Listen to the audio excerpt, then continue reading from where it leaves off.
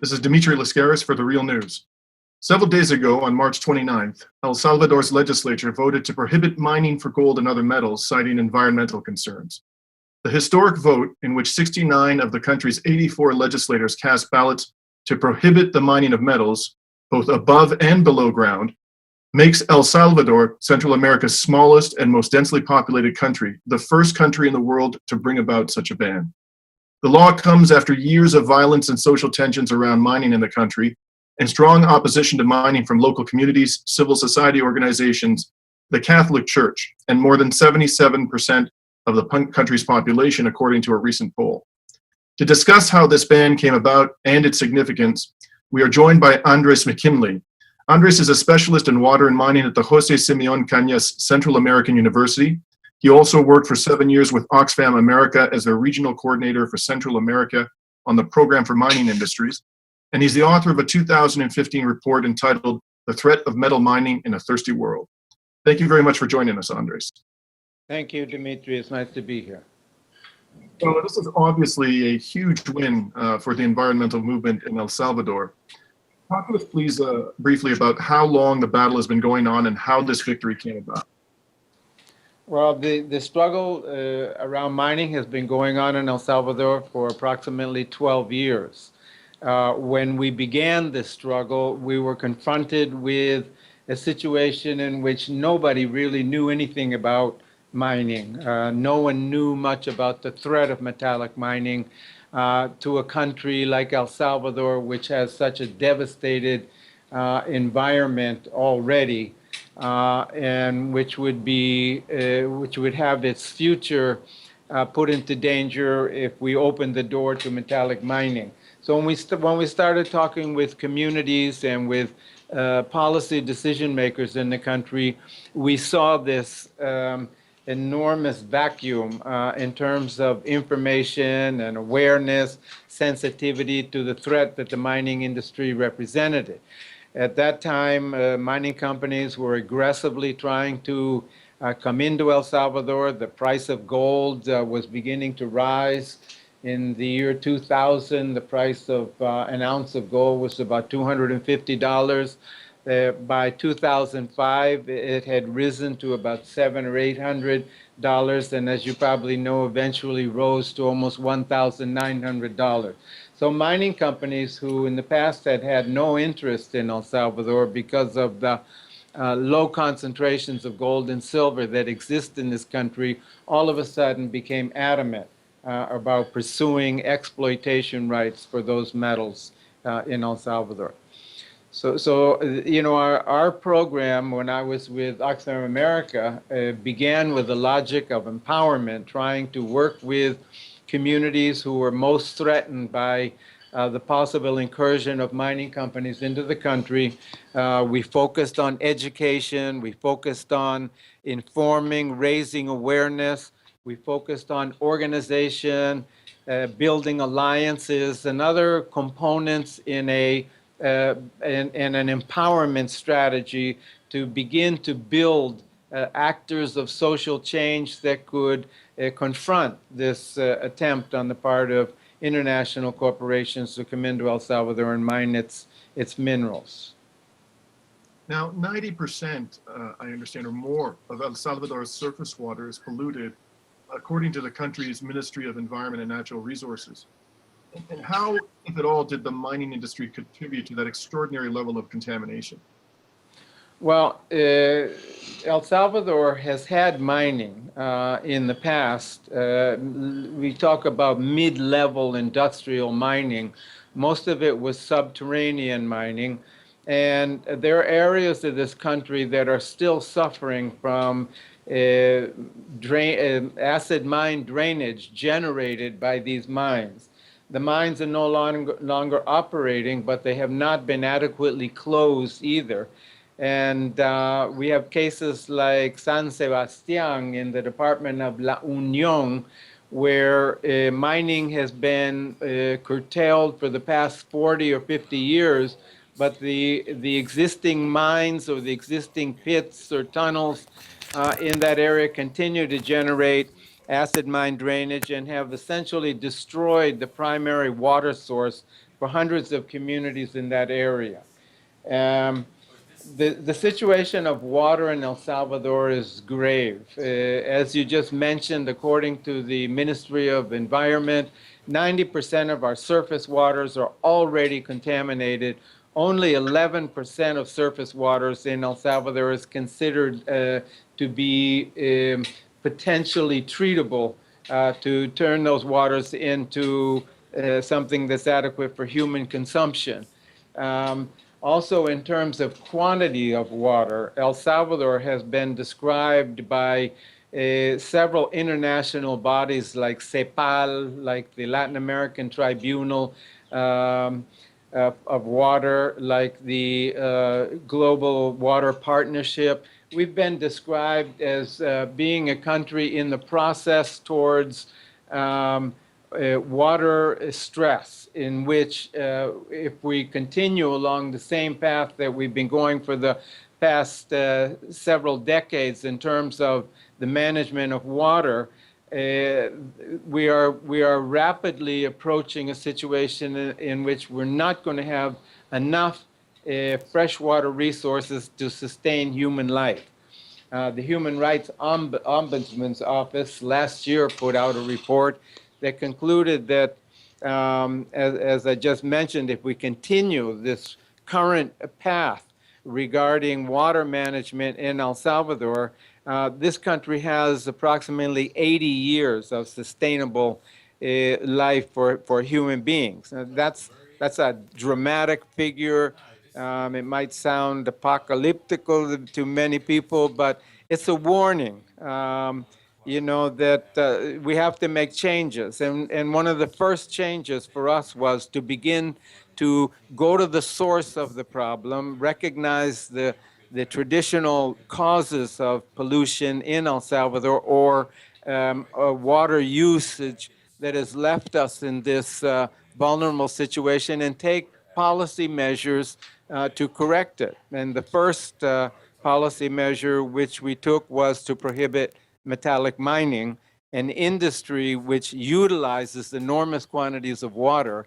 The average mine in Central America and other countries where they are permitted mining utilizes between 1 million and 6 million liters of water per day.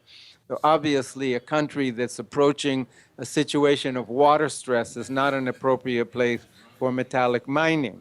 Now, I understand that despite all of those quite stark facts, the Australian-Canadian gold mining company Oceana Gold and its subsidiaries in El Salvador consistently and very vigorously pushed back against this initiative, this historic initiative.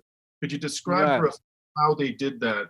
What form of opposition? Well, basically, for the past 10 or so years, since 2006, we have been confronting a very aggressive campaign on the part of transnational mining companies, primarily Oceana Gold, who at that time was called Pacific Rim. And we were confronting a campaign of lies, of manipulation, of threats, of assassinations, of anti-mining activists, and of legal suits. And so this has been the nature of the campaign of Pacific Rim, now Oceana Gold, over the years. They have consistently been trying to convince communities, for example, that the environment of El Salvador is in good shape, that it can resist the impact of metallic mining. The last time they made that assertion was on the 14th of March in a television interview. They try to convince us that there's a new technology in the mining industry that allows us to do mining with almost 0% risk factor. The fact is that there are new developments in the technology of mining, but those new developments permit companies to mine lower concentrations of ore. They don't guarantee the well-being of natural environment in the face of mining activities. And again, because of the vulnerability already of El Salvador's environment we couldn't tolerate, an industry that was going to bring more damage and destruction to the environment. Pacific Rim, Oceanic Gold tried to convince communities, poor communities with humble people, frequently with lower levels of education, that cyanide was not a dangerous chemical, was not a threat to human life.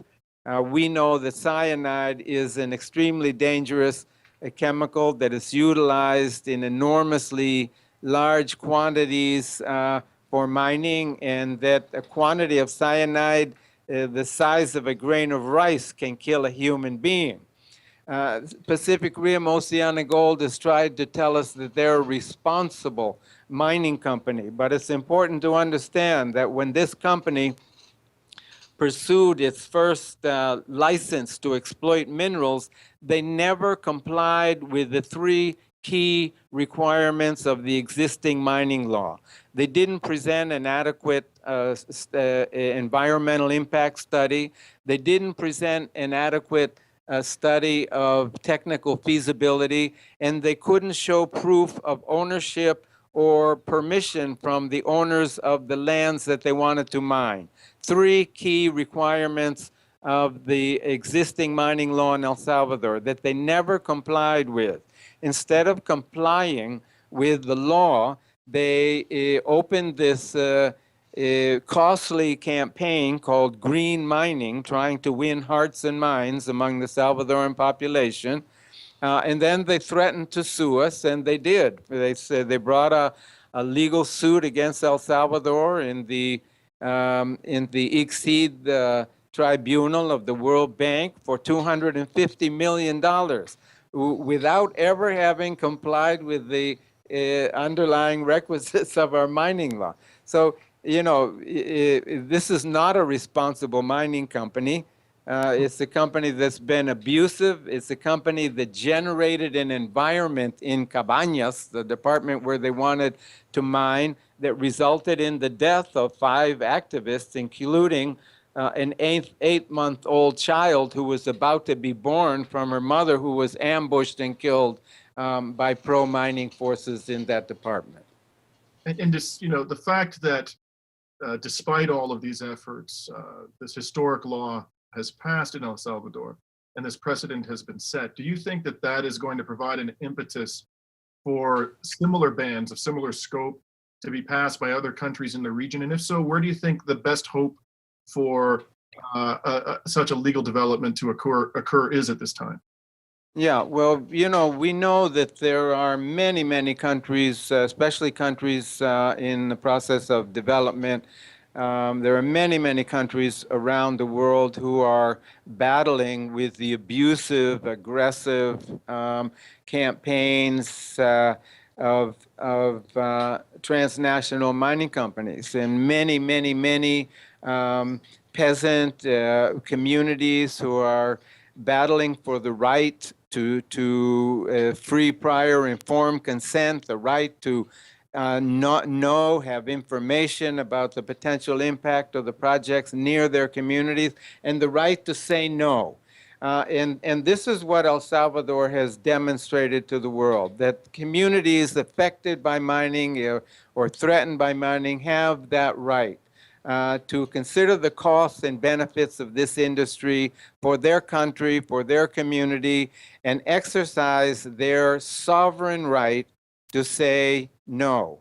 And hopefully that this will be an example to those countries around the world that are in that situation. It's interesting to analyze the location of conflicts around the world related to water is almost exactly the same as the location of major mining projects around the world. If you were to impose a map of world water conflict over a map of large-scale mining projects around the world, you would see this coincidence. I pointed out in the book that you made reference to at the beginning. So where there is mining, there is conflict. And there's conflict because mainly because local communities are not consulted. They're not taken into consideration. And so, yes, we hope that our victory will be a stimulus, will motivate other countries and other communities to stand up for their rights and fight for the national sovereignty. Um, we have a situation in El Salvador in which most of our water comes from neighboring countries.